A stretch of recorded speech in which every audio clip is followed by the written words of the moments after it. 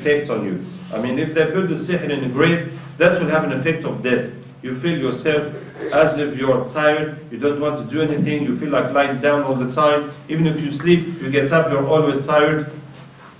You're not having any pleasure in life, and you're thinking about death, and you'll be dreaming about dead people. Either dead people, you see them alive, or live people, you see them dead, or you see yourself dead, or you see graves, or you see ceremony of death, ceremony, how do you say that? Janaza, you see janaza, by any way, or you see your teeth falling down, that is also related to death. By any way, you see something related to death, you see? And that shows you that the sihr has been made in qabristan, in a cemetery, or by using something related to death. So what was I saying? So the people see in their dreams what is related, the kind of sihr that has been made. And when I reached Abidjan, so people were dreaming about fish.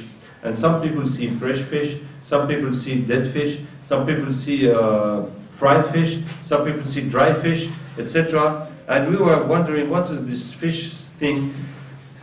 And finally we understood that the sorcerers have a technique in sihr. What they do, they put the sihr on a hook, and they put the hook in the water, and they wait for a fish to come to take it, and then they release the fish in the water, and now the fish has gone with your sihr.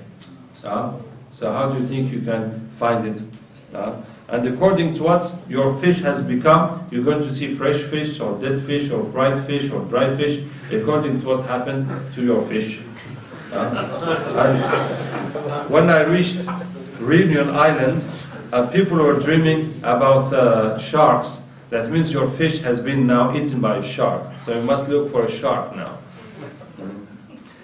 So for example, for this sihr of fish, you see how complicated it is?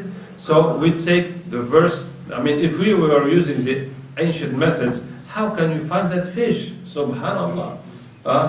So what do we say? We take the verse, فَالْتَقَمَهُ الْحُوتُ وَهُوَ مُلِيمٌ فَلَوْلَا أَنَّهُ كَانَ مِنَ الْمُسَبِّحِينَ لَلَبِثَ فِي بَطْنِهِ إِلَى يَوْمِ يُبْعَثُونَ. The fish ate him, and if it was not the tasbih he had made, he would have stayed in his stomach until the day of Qiyamah. You see? And subhanallah, and this verse talking about Yunus alayhi salam, it's like working exactly for our sihr fish problem, fish sihr problem. You see? And we add that in the water, and the person is just going to wash with that water, and that sihr is going to go away.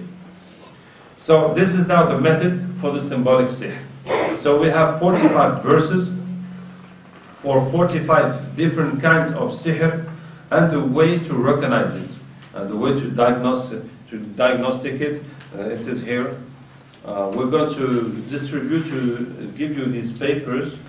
So this is, yes, how to recognize. Oh, it is the verses themselves. No. That is the verses. But the diagnostic is not here. It is coming? Okay. So it will, inshallah, it will be here by the time you finish. Anyway, the whole of my book, you can get it on my website, you can get it for free in English. Well, we didn't print it yet in English. Inshallah, if someone feels like printing it, he can just take it and print it and do what he wants with it. And if you feel like translating it in Bengali or Hindi or whatever language you want, just go ahead. Just go ahead, print and translate and do what you want with it. Yes? Is the original in Arabic? No, the original is in French, but I translated it from French to English and from French to Arabic. It does exist in Arabic, in French and English now. Where can I get the Arabic? I'll send to you by email. Inshallah, it's on my website. But my website was locked a few weeks ago and we did a new one, so everything's not yet there. But if you send a message, I will send it to you. Yes? You haven't finished, huh? Yeah. Hypothetically wondering, if he was to happen to find that exact fish that had the sihr in it, and he ate that fish, would he get double sihr?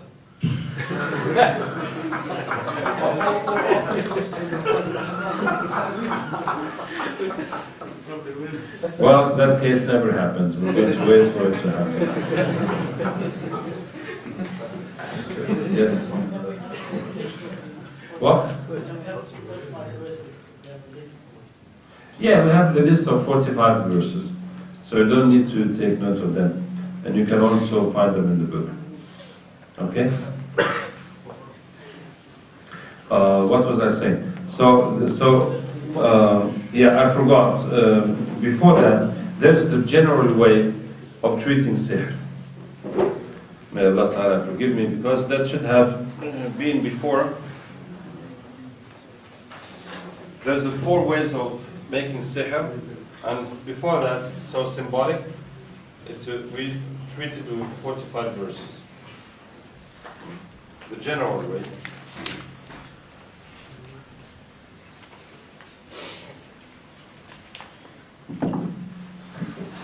So, if we take the very basic sihr, that is just words that have been done, so you're going to read Quran on water and wash with that water for 12 days. And so, this is all a matter of experience, because in the beginning, I was using 7 days, and then I made some cases more difficult, so we moved on to 9 days, and then when I went to Africa, I found cases even more difficult, so we moved to 12 days. That's what we are sticking on for quite a few years. And even if cases are more difficult, we will give them treatment for 12 days, morning and evening, washing morning and evening to intensify the treatment. So, what do we read? So there's a list of verses also we read. Do you have that list? It was supposed to come too, huh? It's on this way. Yeah. So there's a list of verses we read that take about 20 minutes to read. Why? Because we do hijama with the reading. So we put hijama on the person, and then we read the verses on the person. So that hijama should not stay more than 20 or 30 minutes. So it can't be hours of reading. So that's why I selected verses and how many times we read each verse to be just about the time we were going to read. So you can add more things, you can add more, but hijama should not stay more than 20 to 30 minutes, okay? Right, so here we are. These are the verses we read for Rukja. Just needs the numbers. Just need the numbers. Already made the photocopies. Okay, and now these are the symbolic verses, and now the one is missing is the diagnostic. That means, how do you know every symbol? How can you tell that he has this kind of sihr? So we read that on the water, and the person is going to wash with that for 12 days. So every night, 1 bottle, empty it on yourself. You can wash in the bathroom, but you have to, 1 bottle, 1.5 liters. You can wash in the bathroom, but you have to collect the water to throw it outside, so it does not go with the waste. And when that water is there, if you have some pain somewhere, you take that water, wash it again. The place that is paining you, that will increase the effect of the water on you. And after that, we use oil. So after you wash with water, you rub yourself with oil, especially the places where you have pain or you have dysfunctioning. So as long as the oil is on your body, the Quran will continue working on you. And after that, we use also incense, garbati. How do you use it? After you wash with water and you massage with oil, you will put something on you, like a big robe, a big jalaba, and then you put, without underclothes, and you put the incense under you, you light it and you put it under you for about 5 minutes, and that will also chase the jinns from your body. So the first time we used this, it was one sister, she was having lover jinns, and this bit Rukja, it was not ending, so she had the idea of doing this. So after washing, she tied a wrapper, and she made Rukja on the incense, and she put the incense under the wrapper, so only the wrapper for the bottom half of the body. And after that, after 2 days, she saw the jinn in the dream. He did not have any sex anymore. So his sex was gone.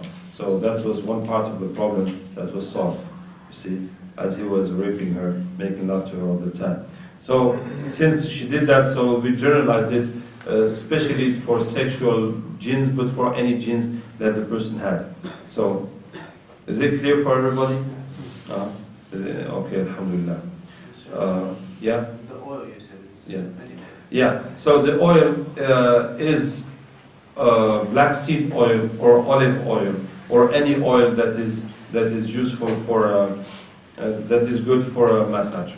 Any oil that is suitable for a massage we can use. I mean, the idea is that the oil will hold the Quran, and when you rub with it, that oil is going to last, because it is oil, it's going to last on your skin, and all that time the Quran is going to work on you. So if it is olive oil, it is better, because Allah Ta'ala says, shajaratan mubarakatan, it's a blessed tree. If it is black seed oil, it is even better, because it is shifa min kulli da. And what we do sometimes, we prepare a mixture with shea butter, olive oil, and habba sauda oil, and we add some cedar, and we add some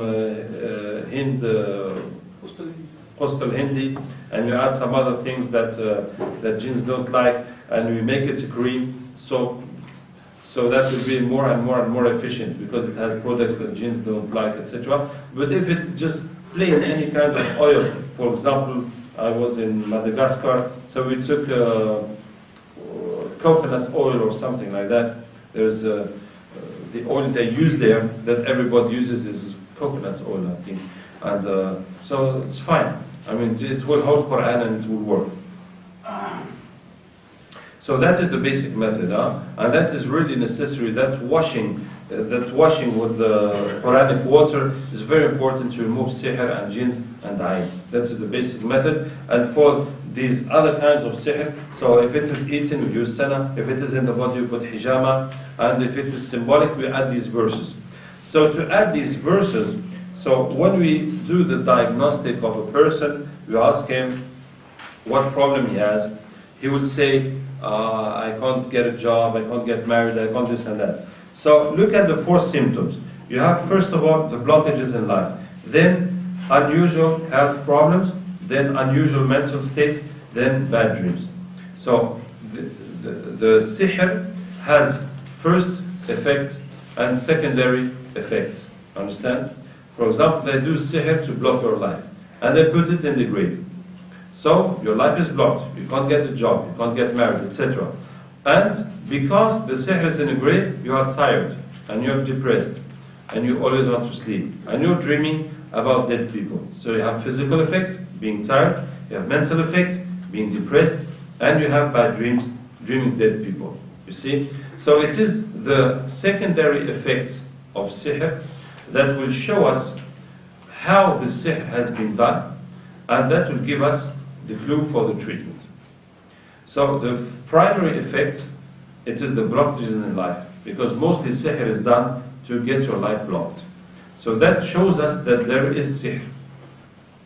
And the other effects will show us how the sihr has been done. And that will lead us to the treatment. So this is the way we proceed when we diagnostic someone. You ask him, what is his problem? He will say, now, the sihr can be done to make health problems. They can do for someone to die through cancer, or for some women not to have children, etc. So it can be made. Anyway, if these health problems, for example, someone is having pain in his stomach, so, well, that means he has eaten sihr, and this sihr is meant for something. And apart from that thing it is also giving pain in his stomach. Now, maybe he has been eating sihr just to make him suffer from his stomach. Well, it could be.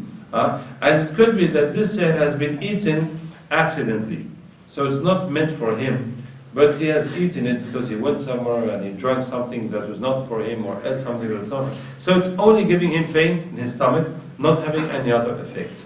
You see? Anyway, we're going to give him the salah, and that's it. And that's it. So whatever effect we can see, we're going to treat it. So if it is put in the body, it's giving these pains or dysfunctioning in the body. If it is stomach, so it is pains in the digestive pains. And if it is symbolic sihr, it will come in the dreams, and it will have effect on the mind, and it will have effect on the life. So all those effects we're going to follow to treat all kinds of sihr. Now, I want to tell you that the symbols in sihr are large symbols. It is large. You have to take it as a class of symbols. For example, the sihr in the grave. There are many ways of doing it. The person can go to a graveyard and bury the sihr anywhere in the graveyard. They can find some graves that are digged in the graveyard, and he will bury it in that grave. After a day or two, someone will be buried in that grave. He can just take the sand of the graveyard and take it and use it in his workplace. So for any person, he will take a bit of that sand to put inside his cocktail of sihr. Now they can pay the people that make the kafan to take a piece of kafan, or to take the water they wash the guy with, of the soap they wash the guy with, or they can put it inside his body or with the kafan, etc. Now sometimes the sorcerers are caught in cemetery and they dig people out and they share their body to pieces amongst them, and the groups of sorcerers, and then everyone goes making sihr with those parts of the bodies. So all that is possible, but it all comes back to the sihr related to death.